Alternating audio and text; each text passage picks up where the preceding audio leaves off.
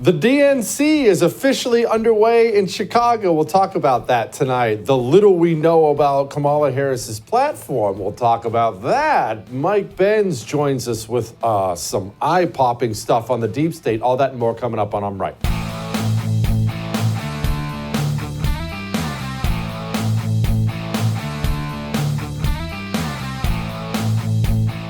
Well, the freak show's in town. The Democrat convention has officially begun in the city of Chicago. If you're looking to hear any of those filthy communists in their speeches, good news is you don't have to change the channel. We'll be airing those speeches right here on the first after my show. So once you get to enjoy an hour of this, then you can cry and scream at the television for an hour while you watch these freaks discuss their plans to destroy America. And honestly, maybe the most fitting thing, we could talk about a million things today with this convention starting, and we'll go over a few things, but maybe the most fitting thing is that it's being held in Chicago. You see, all communism, all of it, it's a religion of destruction. And that's not even the worst thing about it. It's always about destroying something beautiful, something wonderful. A communist can walk into a Russian church that had been there for 1,000 years. Beautiful. And the communist just wants to burn it down and tear it down. And of course they did. And these things are what the communists do. The city of Chicago, have you ever been to Chicago? I've been there a few times. It's friggin' beautiful. It's beautiful. It could be so incredibly cool. And I'm not even talking about with some hardcore right-wing laws that I would like or you would like. If it was even run in a kind of normal way by normal people, it would be wonderful. Clean up the homeless, criminals are arrested, illegals are not allowed to flood into the city. Again, I'm not speaking about anything radical here. Basics. Oh gosh, it could be so freaking cool and beautiful, but it's ruined. I won't even visit really anymore. If I have to go for work, I pop in and I pop out. They took one of America's great cities, maybe our greatest cities, and they just destroyed it. Corruption, gangs, violence, murders, 20 people shot this weekend alone. It's an absolute war zone. And now, of course, it's getting much, much worse because of the illegals flooding into the city. By the thousand, illegals are going into Chicago. And Democrats on a national level welcome them into the country. Democrats on a local level in Chicago have welcomed them into their city. And, part of the mission, if you're a Democrat in this country, whether you're the Chicago mayor or a United States senator or you're the president or wannabe president like Kamala Harris, part of the mission is to lie. I don't mean that in just the most basic way. You have to cover up the horrific results of your plans at all times. That's why they will lie to your face without end. The president, or more specifically his press secretary, to this day will get up and have a press conference and tell you about all the prices that are getting lower. You can't afford groceries, you're moving back in with your mother, but of course they'll just lie right to your freaking face. Everything's based on a lie. Illegals don't belong in a country. You should never come to a country illegally. Most definitely not ours. We are a unique, sovereign country full of citizens. If you are not a citizen here, you are not welcome. If you want to become a citizen here, fine. Go through the process, become a citizen. We will welcome you in. I don't care what you're an illegal doing here, doing drugs, murdering people, raping people. I don't care if you're just here picking strawberries illegally. You're not welcome. And that's not radical. That's a normal way. That's how normal countries have handled immigration throughout the history of mankind. But of course, because the sick freaks who run Chicago have welcomed them in masse, now they have to figure out a way to lie about this because there's going to be a lot of TV cameras in Chicago. My friend Savannah Hernandez is on the ground there. Here's how that's going. All right, y'all, so a lot of you have seen the migrants on the streets of downtown Chicago, and you've been saying, just wait a week, Sav, once the DNC rolls through, the city is going to come and clean all of those migrants up so we're not seeing them. Now, I'm actually standing outside of one of the migrant hotels here in Chicago, and I found out, because Axios was reporting this, that Chicago Mayor Brandon Johnson has already been trying to do this for months. He's been unsuccessful in it because various city council officials have been pushing back and saying, we don't want these migrants in the suburbs. Nobody wants them now, but got to do something with them. After all, the TV cameras are in town. Can't let people know what we're all about. And look, you obviously can see what the Democrat Party is all about. If you're one of the Democrats who hate watch this show, just know that during the Republican convention they just had in Milwaukee was crime-free. Businesses in preparation for the Democrat convention in Chicago are boarding up their windows and doors. What does that tell you about the animals who make up the base of your party? Should tell you everything. Have you heard about the pro-Hamas people descending on Chicago? Y'all can do better than that. Mike DeMonte! 150,000 people are dead. You are funding a genocide. The Harris-Biden administration keeps spending money to Israel. Free Palestine! Free Palestine!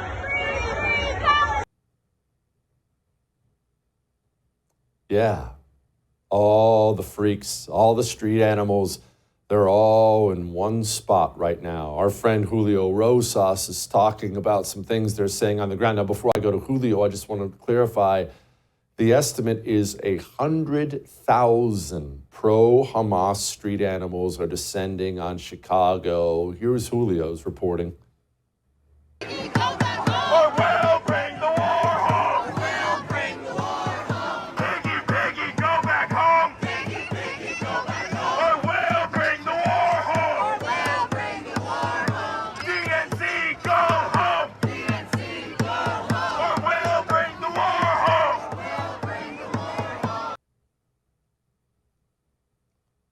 Or we'll bring the war home. This is where we're at now. These are our fellow countrymen now. We live in a country full of these freaking animals. They're everywhere. And the Democrat Party supports and encourages all of this. Planned Parenthood has set up shop in Chicago, offering free vasectomies and free abortions. So the mask is finally off. Child sacrifice has been the norm in every demonic, Satan-worshiping society in the history of mankind, from the Phoenicians to the Aztecs, to so many more, I couldn't even name them all. Demonic societies slaughter their most innocent. It's simply what humans do when they become demons, and this is the Democrat Party. No longer safe, legal, and rare. It's just kill them all and let God sort them out. Remember, Dome didn't misspeak when she talked about reducing the population. When we invest in clean energy and electric vehicles and reduce population, more of our children can breathe clean air and drink clean water. She didn't misspeak. They said she misspoke afterwards. She didn't misspeak.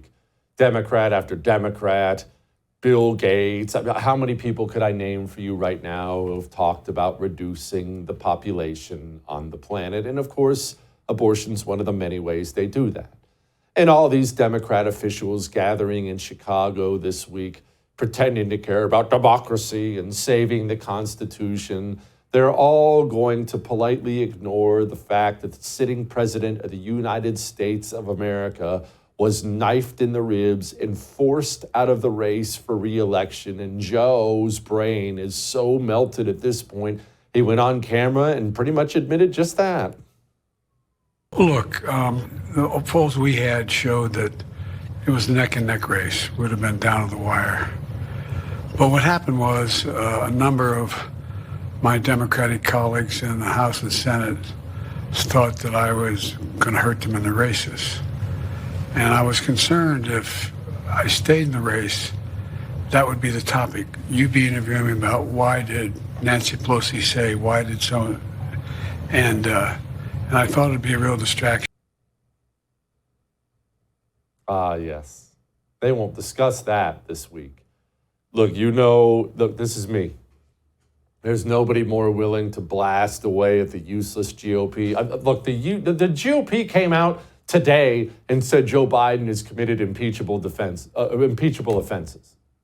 Honestly, I'm not even going to spend any time on that. We're 3.5 years into the presidency. He's not running for re-election. He's almost gone. And of course, the GOP, of course. So look, I don't need any help to criticize the GOP. But man alive, Democrats are horrific. It is evil.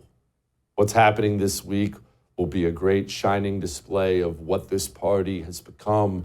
You don't even have to pay attention to my commentary on it. Just watch. Use your own eyes and watch what these people have become. Wild times ahead. All right? All that may have made you uncomfortable, but I am right. We have a huge show for you. Dome has finally revealed a tiny bit of her policy, not very much of her policy, and of course it's horrific. We'll discuss that in a moment. Before we discuss that, let's discuss your cell phone that you should have already switched. I know the reason you probably haven't switched to Pure Talk yet. You have Verizon or AT&T or T-Mobile. You want to switch to Pure Talk because you don't want to fund those garbage companies who hate you. You know Pure Talk loves you. But I know why you haven't switched. You think it's going to be a pain. I get it. That was my hesitation at first, too. I don't want to go through it. I've got this cell phone. I could just go by. So allow me to explain. When you deal with Pure Talk, you deal with Americans who speak and understand English. They will have you on and off the phone in 10 minutes, roughly. It's all done by mail and the phone. It couldn't be easier. You could do it on your drive to work or to pick up the kids from school tomorrow. You want to find out how? Do it online. Go do it online. puretalk.com/JesseTV. It's a cake. We'll be back.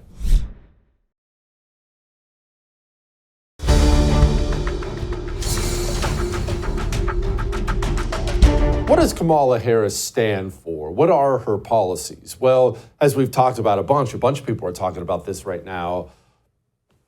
I don't know. You don't know. Because she's not running on anything. They're calling it a campaign of joy. They called her a brat, but there are no real concrete policies. And people are finally starting to notice. A lot of people are starting to notice. Reporters are starting to even ask questions of random Democrats. What are her policies? What are her policies? Well, before I read this quote from an Anne McLean Custer, whatever his stupid name is, you remember Mao's Cultural Revolution? We've talked about it many times. I'm not going to go into a lot of details on this, but you know the main rallying cry of Mao's Cultural Revolution? He got all these young people, high school, college kids, to go murder a bunch of people. Millions of people in China. Professors, his political opponents, Buddhist monks, you name it. Murder, slaughter, just standard communism. What did they do that in the name of? Well, Mao said they needed to get rid of the four olds. That's what they were trying to do. Get rid of these four olds. What are the four olds? Old ideas, old culture, old customs, and old habits. That's what they were out there murdering for. But what's that mean? What's an old habit? What's an old culture? What is that? What's the difference? Well, whatever Mao wanted it to mean. The vagueness is the point. You can rally people to do things like murder on your behalf with ideas that are totally vague. You leave the ideas vague so no one can attack your points, and so you can decide whatever specifics along the way, whatever happens to suit you. This Congresswoman, Anne McLean Custer, was asked by Politico about the fact that Dome doesn't even have any policies, and this is what she said. This is a direct quote. Quote, she doesn't need to negotiate against herself. We've got the biggest possible tent right now. You see, they're being pretty open about it. Why come out with a single public policy? The media will carry water for you. They've got all these people in there. If they give out any specifics, the public might find out these people are a bunch of communist demons. After all, in the very few times Dome is asked about things, well, here's how it goes. You unveiled some economic policies last week. Yeah. Can you explain how you're going to pay for those? And can you give us a sense of what other policies you want to unveil going forward? Sure. Well, I mean, you just look at it in terms of what we are talking about, for example, around children and the child tax credit and extending the EITC. It's at $6,000 for the first year of a child's life. The return on that investment in terms of what that will do and what it will pay for will be tremendous. We've seen it when we did it in the first year of our administration. We reduced child poverty by over 50%. So that's a lot of the work. And then what we're doing in terms of the tax credits, we know that there's a great return on that investment. And when we increase home ownership in America, what that means in terms of increasing the tax base, not to mention property tax base, what that does to fund schools, again, return on investment. I think it's a mistake for any person who talks about public policy to not critically evaluate how you measure the return on investment. When you are strengthening neighborhoods, strengthening communities, and in particular the economy of those communities, and investing in a broad-based economy, everybody benefits. What? What'd she say? Nothing. Of course, that's the point. Harkens back to Nancy Pelosi telling everybody that we need to pass the bill to find out what's in it. They're vague because they're communists. They're vague because the specifics are horrific. Keep that in mind. Almost as horrific as a bad night's sleep. I love to sleep. Don't you love to sleep? I adore it. And when you wake up and you had a good night of sleep, I'll be honest, I had one of those last night. I woke up this morning and I came out of bed like a rocket ship, just felt like $1 million. Doesn't the whole day feel better? You know right away the whole day is going to be good. It puts you on the right path. And when you wake up and you're half dead and your eyes and everything hurts, it sucks. Why don't you let Beam eliminate those bad mornings for you? Dream powder from Beam is what it is. It's all natural. Don't worry, I'm not putting any filth in your body. It's melatonin, things like that. It's a cup of hot chocolate. Mine is cinnamon chocolate. It's delicious. You never know there was anything to it. Just sip on a delicious cup of hot chocolate at night and you go to sleep.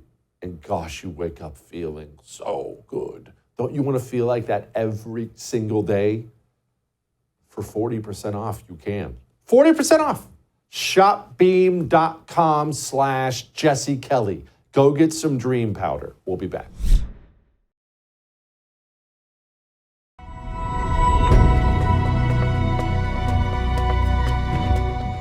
Remember Derek Chauvin? Probably, I was about to call him the most unjustly oppressed American by the justice system in this country, but who could narrow that down to a top 10 list at this point in time as the U.S. government declares war on anyone and everyone deemed as a threat to the regime? Either way, he was that cop in Minneapolis who performed a technique on George Floyd that was in the Minneapolis PD training manual.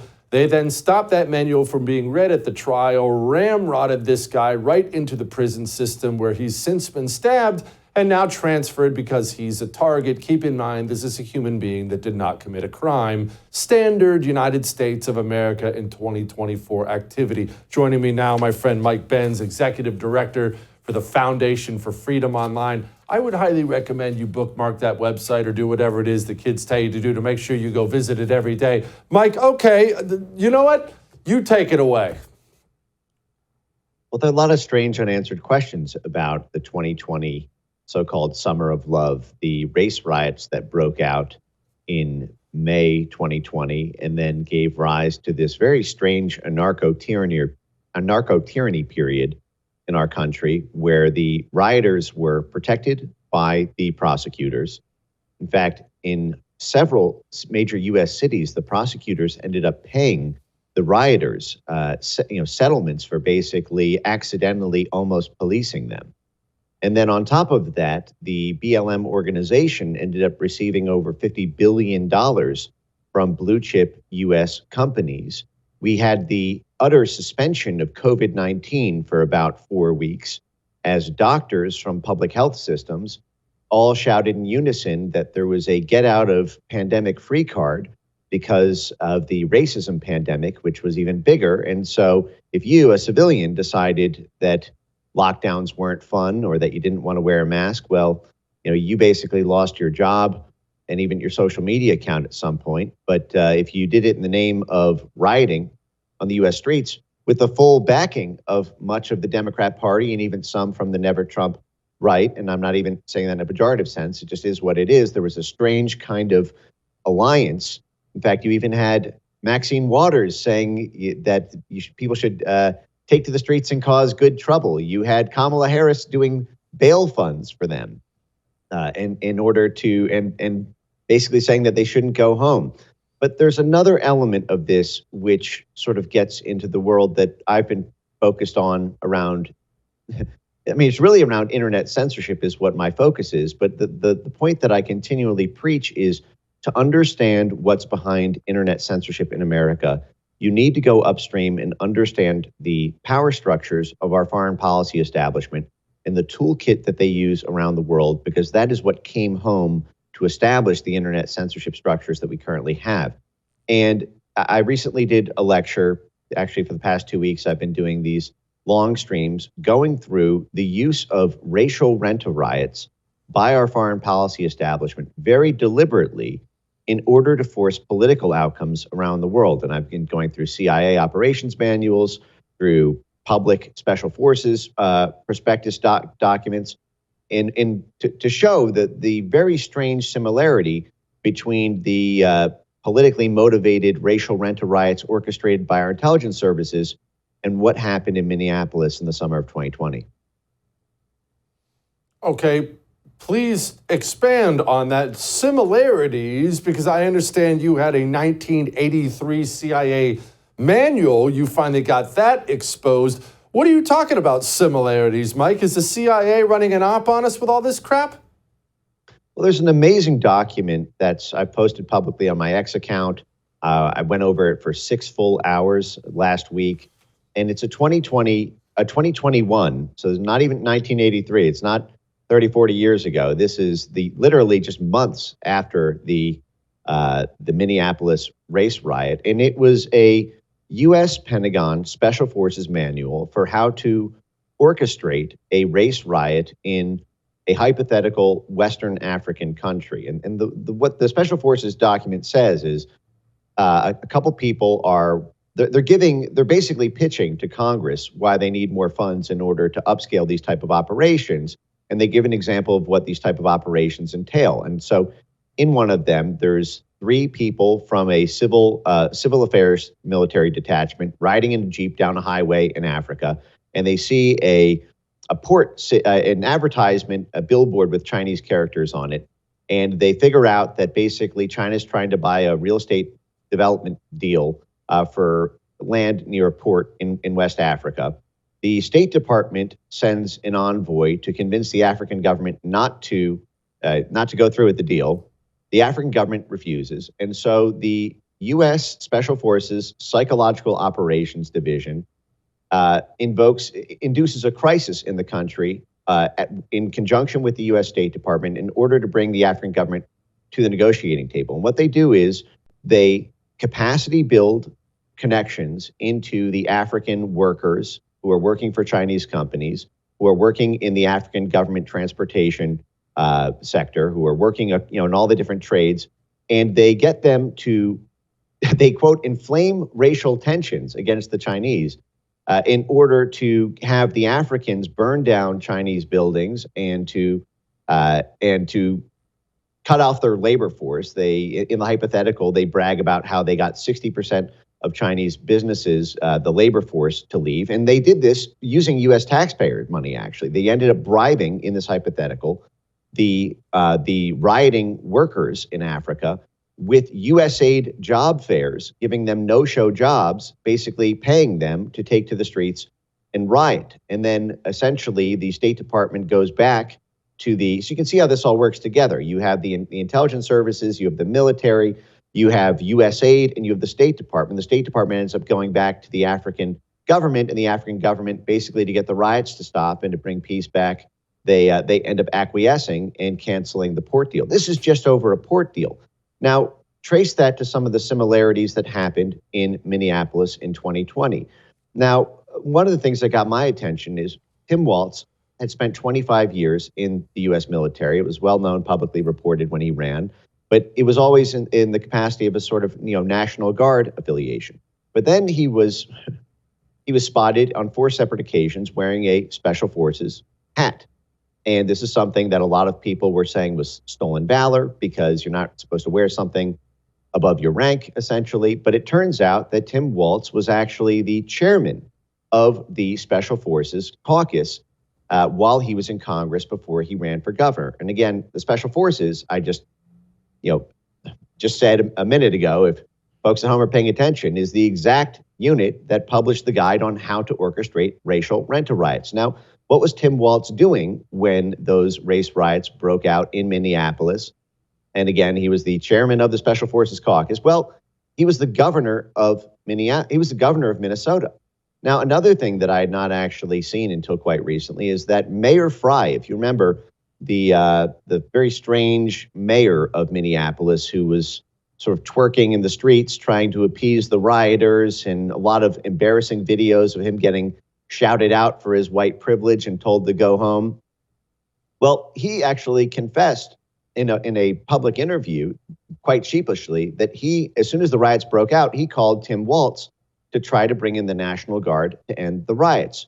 But he says that he was denied. So Tim Walz was not only, overseeing the exact in Congress, the exact unit that does racial rent-a-riots for years while he was in Congress. But he also was the one who refused to actually break up the riots as soon as they broke out. And then there's a lot of very strange unanswered questions about in my view, about the role of the Somali population in Minneapolis. The fact is this is a war zone, Somalia, Eritrea, Ethiopia. There's a giant civil war that's been playing out there since 1993, which is when these Somali war refugees were shipped over to Minnesota. And Minneapolis is the largest concentration of Somali immigrants. The U.S. military does not run a charity program. When they bring refugees from a foreign war-torn country to the United States, they are doing that to train them for operations, for paramilitary work, in order to help the U.S. government overthrow or stabilize the regime in that foreign country. So many of these Somali immigrants are going to be having back channels with the U.S. Special Forces, with U.S. intelligence. That is why they are brought over here, whether it's from Ukraine, whether it's from Venezuela, whether it's from Syria, whether it's from Afghanistan, or whether it's from Somalia. Now, there's a lot more there that I can sort of get into, but what I'm trying to paint here is what happened in the summer of 2020 lines up to a shocking degree with what is a standard operating procedure for doing race riots around the world when we are trying to coerce a government in power to either be dethroned or destabilized. And this is exactly what they did to Trump. Now, can I just go through one other element, which is very, very important here? Mm-hmm. One of the most chilling episodes in American history, in my view, is the unresolved scandal around a group called the Transition Integrity Project. Now, this was a group of color revolution professionals, essentially, people whose job it is to teach people how to overthrow governments. Now, the head of this was a woman named Rosa Brooks, who was a senior Obama Pentagon official with a CIA blue badge, who held a 60 to 70 person coup simulator in June 2020, just weeks after the race riots broke out with BLM and Antifa. And this got people both from the Democrat Party and from the sort of never Trump side of the Republican Party. So it had military and intelligence officials who were part of this tabletop exercise, but it also had the former heads of both the DNC and the RNC.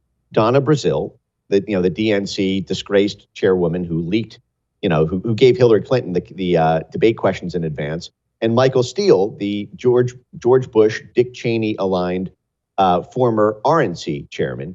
And it had no less than John Podesta, Hillary Clinton's campaign manager, and now the White House climate czar in charge of a nearly $400 billion slush fund for the federal government, personally role-playing the role of Joe Biden in June 2020, for how to, now, nominally they got together to stop a Trump coup.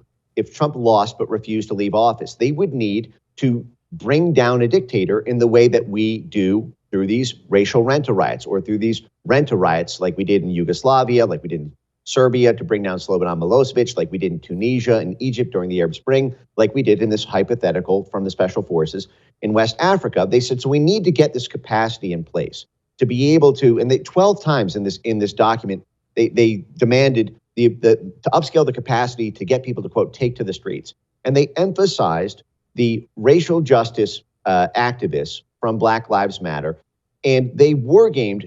The problem is they did 4 simulations, but simulation 3 was called Clear Trump Win. Even if Trump wins the Electoral College, how can we still stop him from taking office?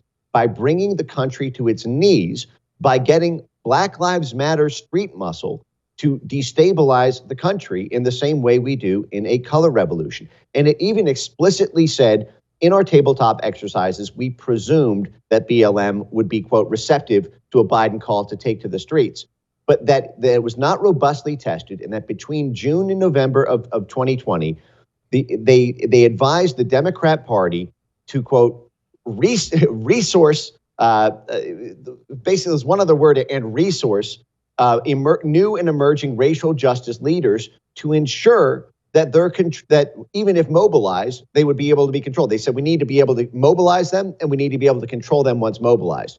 Because at this point, there's still some independent elements. We need to bring them into formal institutions, and we need to resource them, meaning we need to pay them money. Now, get this. By the way, that's exactly, for example, what USA did in the special forces thing.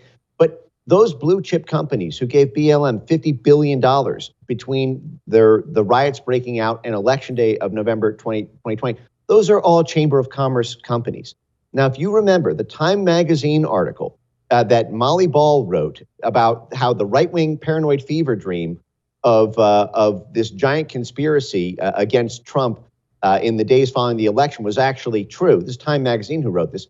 If you recall, she specifically cited an agreement, a formal agreement between the AFL-CIO, which is the union arm of frankly, our intelligence agencies. In fact, in the 1960s, it was oftentimes colloquially referred to as the AFL-CIA because of how much intelligence back-channeling work the AFL-CIO does through its branches with U.S. intelligence and U.S. military to orchestrate street riots. But there was an agreement between the AFL-CIO and the U.S. Chamber of Commerce to have the rioters in waiting stand down when Biden was announced the president. So what you have here is effectively a perfect constellation portrait map of exactly how and exactly who within our intelligence services would be orchestrating, essentially destabilizing riots in order to stop the democratic process and the electoral process in this country from playing out fairly. Lee. Go pay attention to the things Mike is reporting on. No one else is reporting on these things. Mike, my brother, you come back soon. Thank you. That is, that's amazing. Frightening to sit and think where we are, where we might be. We need to lighten the mood, don't we? Next.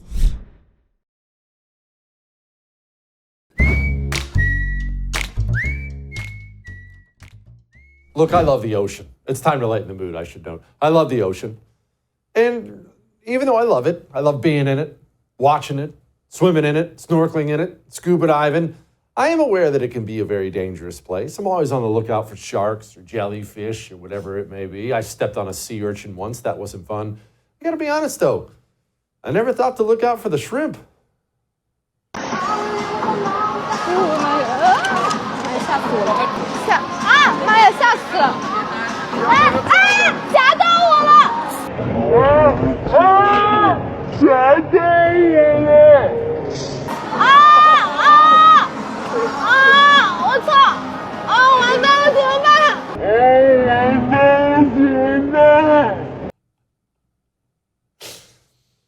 I hope she's okay.